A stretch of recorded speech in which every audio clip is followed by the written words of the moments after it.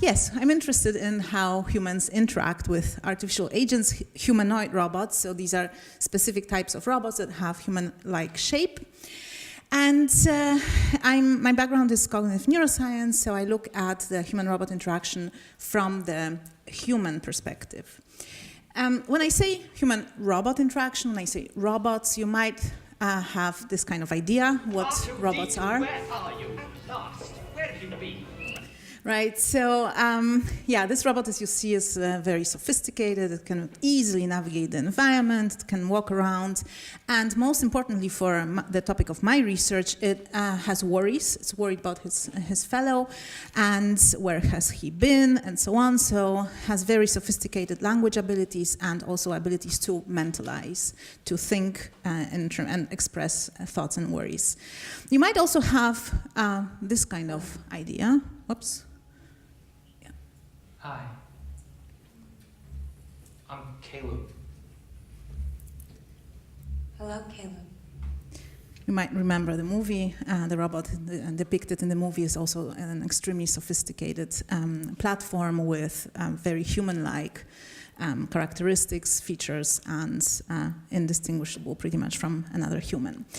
So this is all fantasy, and that fantasy is kind of fueled by pop culture and also makes us have certain attitudes towards robots, because that's what we think when the first association we have with humanoid robots is really indeed the one that is driven by popular culture. But where we are in reality is quite different. So this is state-of-the-art robots that we work with, and it's really, we're definitely not there yet. And reality is quite far from the fantasies that I presented earlier in terms of what popular culture delivers to us. So that's where we are. And at the same time, we are aiming high. Where are we aiming? We are aiming to have robots in daily life one day as assistants for our daily life, but also for applications such as health or elderly care, child care maybe, and just daily activities that we perform. So there's a lot of work to be done, definitely, because the gap is huge between, as I say, what is there and what we would like to have. So what do we need to do?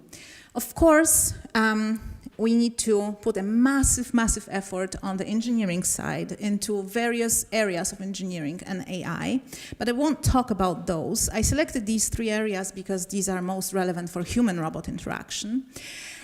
What I'll tell you about is this part, so the psychology and cognitive neuroscience behind human-robot interaction, because that's where my expertise comes in. And as I say, I'm not working on these areas, although we do a sort of leverage on what has already been done by engineers. What I'm working on is the kind of social mechanisms in a human-robot interaction, and we're looking into the human brain and mind and behavior in interaction with robots. So how do we approach the human-robot interaction from the kind of psychology perspective? In my lab, we stress the methods of cognitive neuroscience. So we develop paradigms where you sort of have an interactive protocol with a robot. You see these two partners in an interaction are sharing a task. And at the same time, while they're interacting, we're measuring their EEG signal, we're measuring their eye movements with a mobile, for example, mobile eye tracker here. We measure also their performance in a task.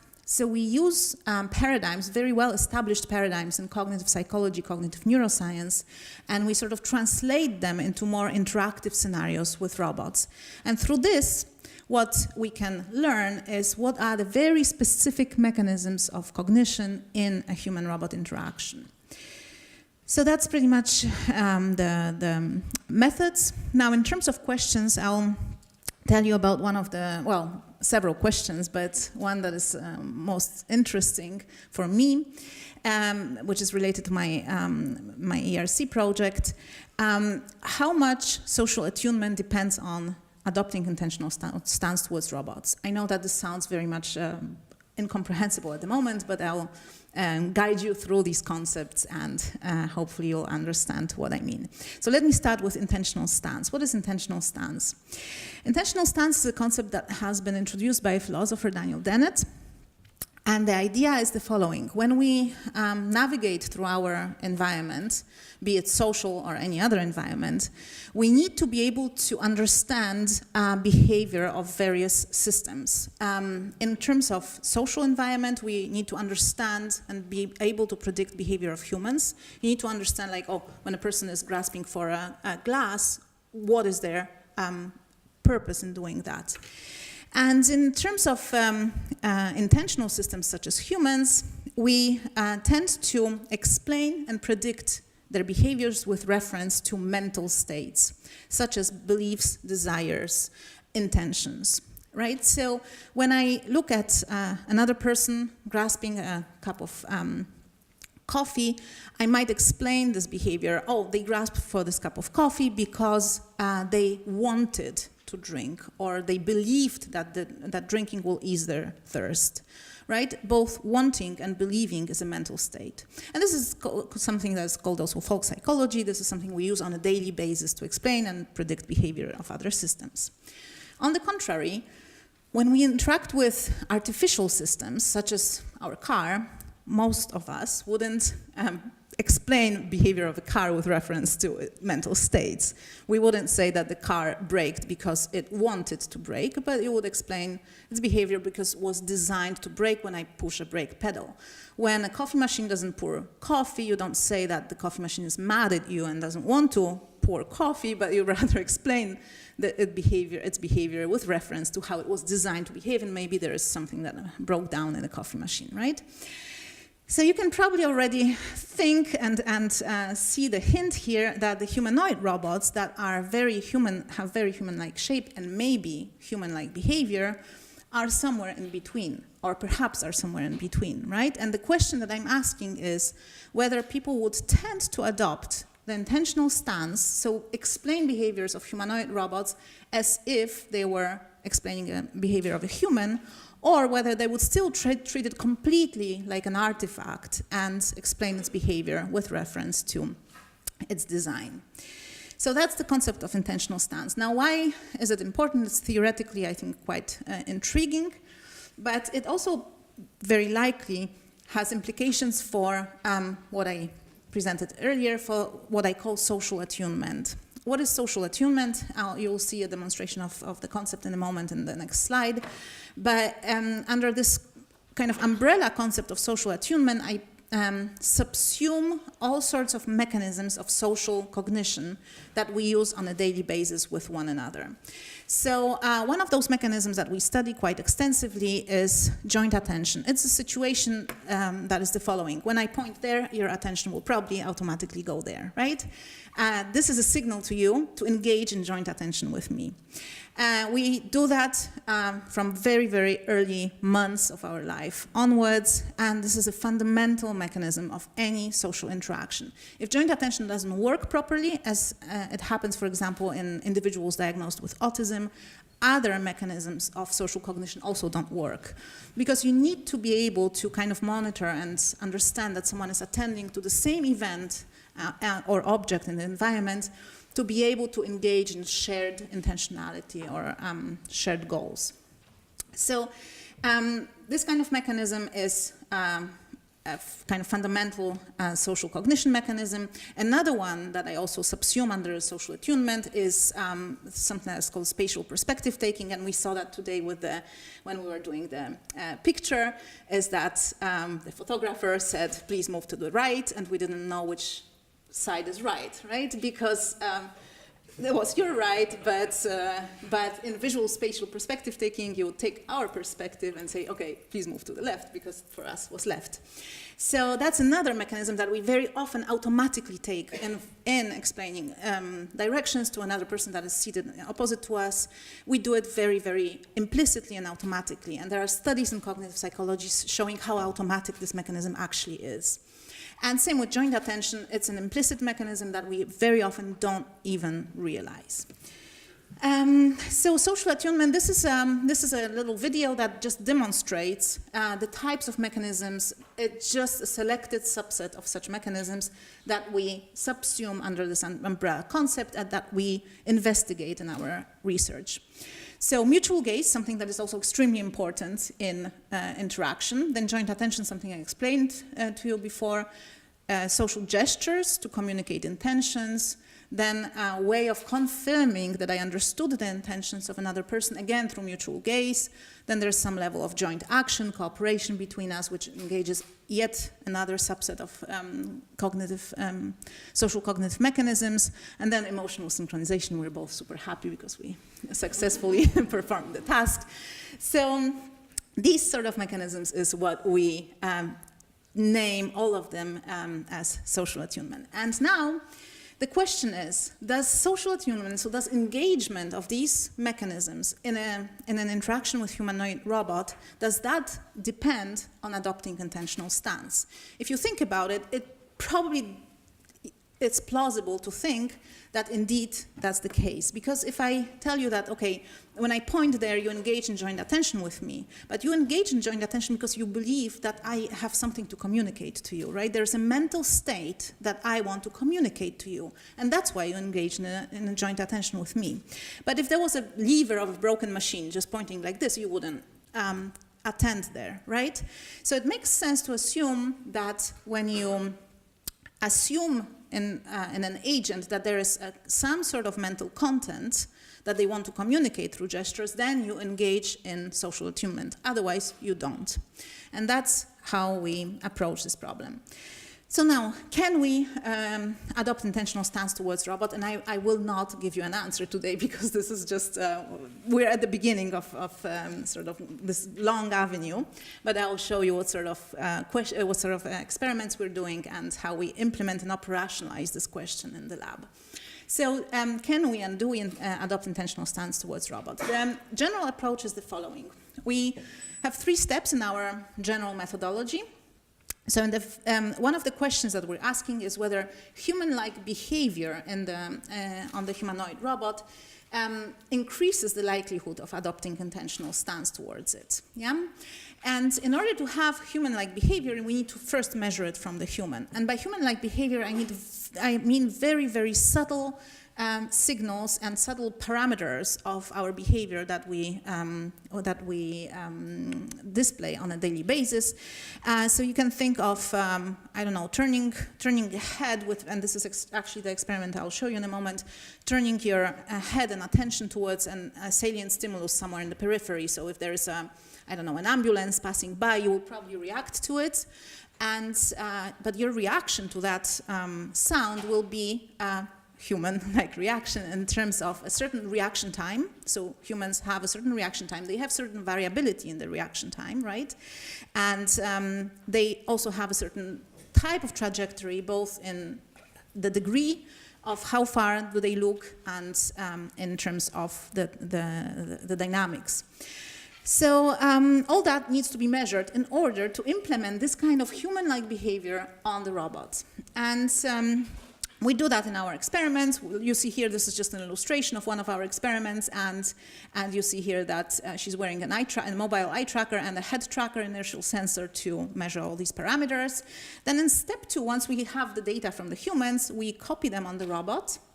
And then we let our sample of participants observe the robot doing a certain task, and we ask them whether they sort of adopted intentional stance or not towards the robot, depending on whether the robot behaved in a human-like way or very mechanistic. And by very mechanistic, it could be always the same type of reaction to any type of stimulus, for example. And then finally, after we have that, we ask the question of whether social attunement depends on what sort of stance they adopted here in step 2. All right, so this is just to illustrate what I mean. So you'll see that this person here in this experiment, she was engaged in a task here, and in the periphery, indeed, we were playing movies that had salient sounds every now and then, and she reacted to the movies. What is interesting here is to please look at the eyes. There are those little saccades while she's doing the task. And then she reacted, right? But the saccades, while she was doing the task, of course, I mean, she was reading on the screen, so one would expect that. We actually haven't thought of that a priori because we were interested in the reaction part of the experiment. But of course, the type of movements she was making in between, that is something also that is extremely human-like. Now, once we saw the data, we realized we have to realize that also in the robot. And here's the effect and result of that implementation on the robot. Again, please have a look at the eyes, because of the robot, for me at least, was extremely evocative. When I saw the implementation of the human-like behavior on the robot's eyes, I was like, wow, this really looks human-like.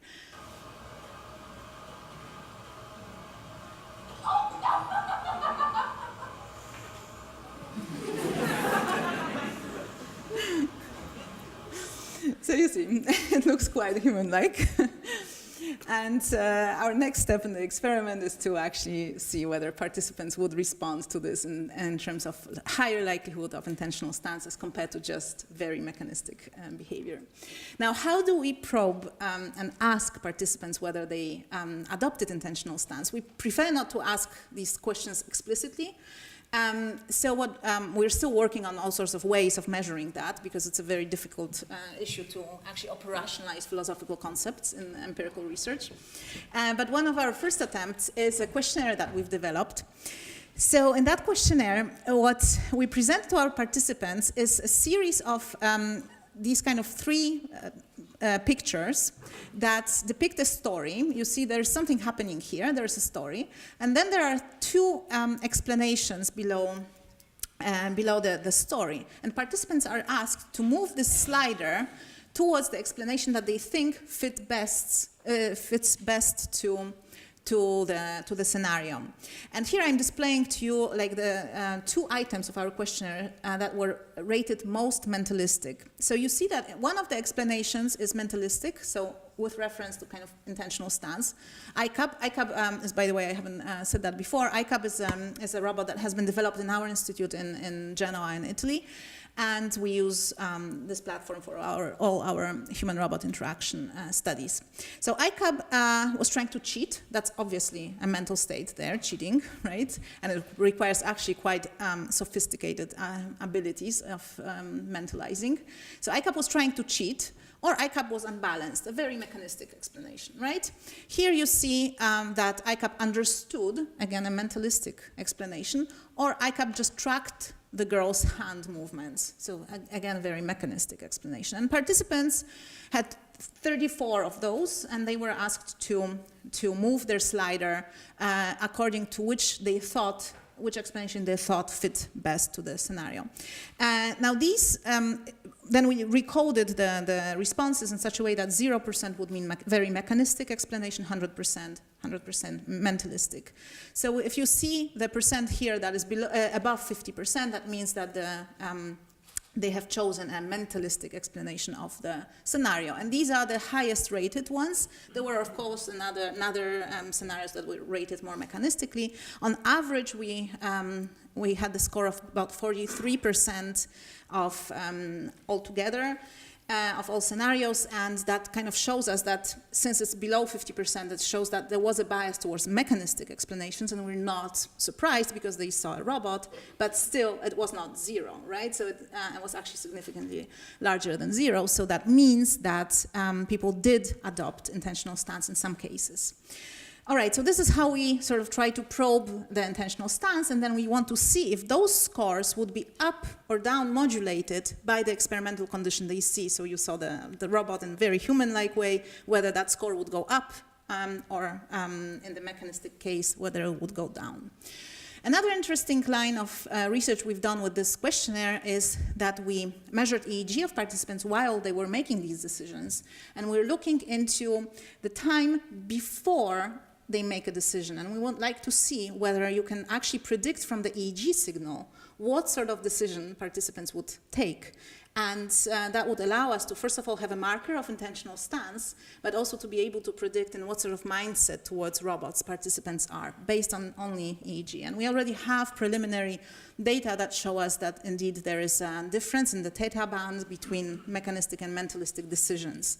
Now we're also using machine learning for these EEG data to be able to maybe classify EEG data with respect to what decisions participants make later on. So that's pretty much it in terms of intentional stance. Now I'll tell you a little bit more about the social attunement part.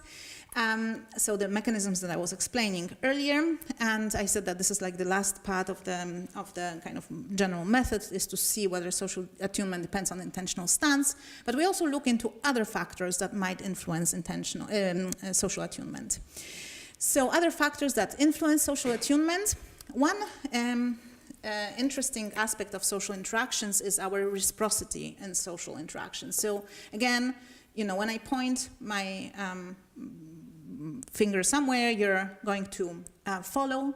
So you're kind of following my signal, but at the same time, you're giving me a signal that you're following. So I know that you're reciprocal in our interaction.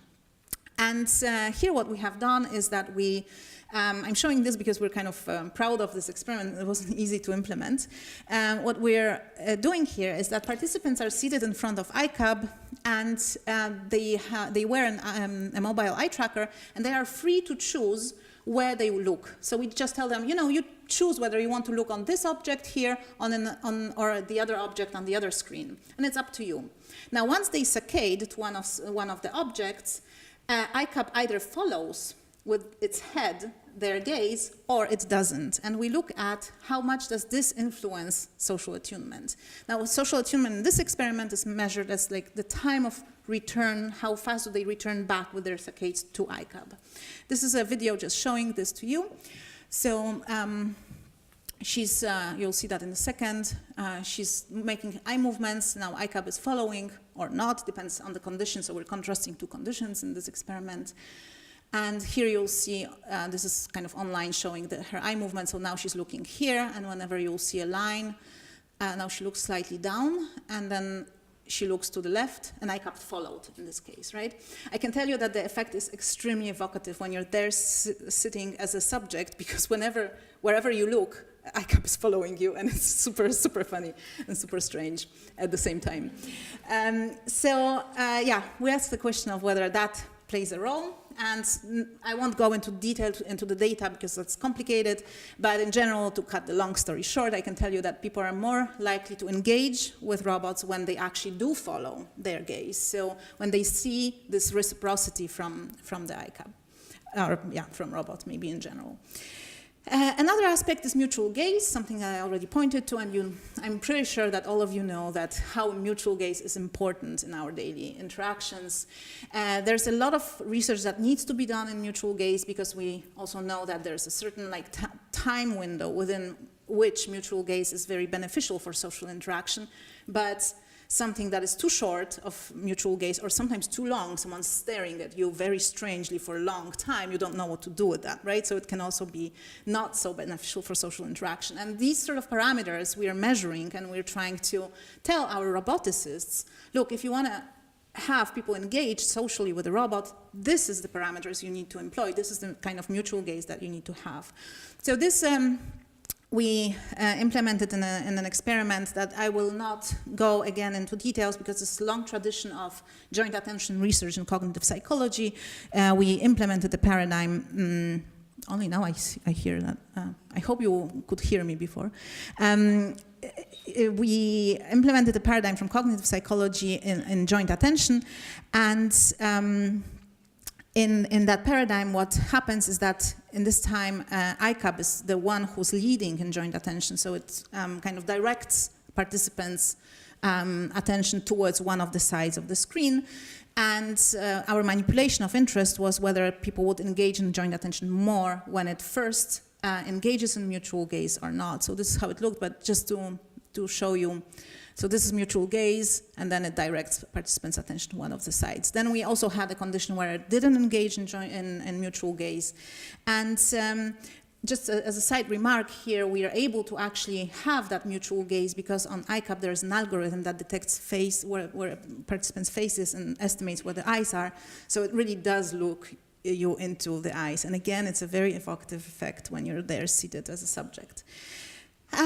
Again, to cut the long story short, in general, what we have found is that people are more likely to engage in joint attention when actually robots do establish eye contact. It's not so necessarily, I wouldn't necessarily bet on this before the experiment because you never know how people react to artificial systems. But apparently it works as if it was another human because it's very beneficial for us to engage in mutual gaze. It also is beneficial for robots to engage in mutual gaze. Okay, last experiment that I'll tell you about is joint attention embedded in action expectations, yet another very important mechanism of social cognition. That's a situation where if I want to grasp a cup, I'll probably look at it first, right? Because I don't need to know where to grasp. So I gaze there and then I grasp. But because I have gazed there, you observing me, you already can predict. So your brain's a little bit ahead of time by predicting what I'm going to do next. And that's something that we all do all the time. We're kind of calculating all the time what are going to be the next steps of our interaction partner. Again, a super important mechanism in any sort of interaction. And we wanted to see whether confirmation of expectations, action expectations or violation of action expectations would affect joint attention in a human-robot interaction. So this is how we implemented the experiment. The robot you will see will be doing all sorts of grasping and handing over bottles. And there will be a gaze direction manipulation, and we are measuring joint attention in this experiment as well. Sorry, that's in Italian, but you see the robot is gazing at one of the bottles and then grasps another one. So in this case, there's a violation of expectations. Then her task is to pick the bottle. In the meanwhile, there's another task that she needs to do, through which we are measuring her engagement and joint attention. She's wearing, again, the eye tracker, so we can also look at where her eyes are moving while she's doing the task. So in general, I can tell you that people engage in joint attention more when the gaze behavior of the robot fits their expectations, which is not surprising. For humans, definitely, that's what we would think. But again, it's interesting that humans sort of use the same mechanisms as for human-human interaction in a human-robot interaction. So all these experiments are interesting for theoretical reasons, but they're also interesting for, as I said, for more practical reasons, to be able to tell the roboticists that work on robots for human-robot interaction on how to design behavioral parameters of the robots. And they also have other types of applications. So this research, this is something I already mentioned, that we can help roboticists. But there's a lot of work now being done in kind of social robotics or assistive robotics, where robots are designed to soon enter into our more social spheres in education, for example, be assistants in education, or for clinical applications. And here especially, it's very interesting that there's a lot of robot-assisted therapy for autism, because children with autism are extremely keen on interacting with robots in contrast to interacting with humans. So very often, they wouldn't open up to a human therapist, but they would be super happy to interact with a robot. So we can use this and actually embed sort of training of social skills in kind of games with robots, because kids are very happy to do that. So if you want to go that way, first you need to understand how to design those robots behaviorally that they would be most engaging, and this is where our research comes into. So you see there's kind of a lot of societal application of this research, even though primarily it has theoretical questions. And just to tell you about where we're going, because I told you where we are and where we're going, future directions. In terms of societal applications, we have a long way to go, and I'm often telling this because I think people have incorrect, often imagery about where we are and that robots are going to take over the world tomorrow. That's definitely not going to happen tomorrow, and probably not at all. So right now we are here in the very controlled laboratory settings. You saw my experiments. They're all very, very controlled. We're trying to understand the basic mechanisms. Now what we're doing is like our first application scenarios. We're working on actually being able to take robots and interact with, for example, children, as I mentioned earlier. And these are projects that we're already beginning to do, and there are other labs that do social robotics for applications like that. So this is beginning right now. And then the next step would be going into the wild, but we're really far away from that in terms of like doing it properly. There are robots, you can see probably movies reports, journalist reports of Pepper robots being there at airports and so on and so forth, but still they're really not well kind of engineered yet to be able to do things autonomously. So into the wild is the next, or our vision into the future, but there first, probably we need to go into like more structured environments where you have like hospitals or retail sector where the environment is really all properly structured, and then it's easier to implement robots there. And then the last step is really home environments, which from what I've heard from engineers is the most complicated one, because every home differs and you just cannot predict what's going to be happening in a home environment. So it's a long way to go, but we're all very enthusiastic and optimistic that one day maybe it will happen. I would like to thank you for attention and thank my team in Genoa and thank the ERC for funding this research.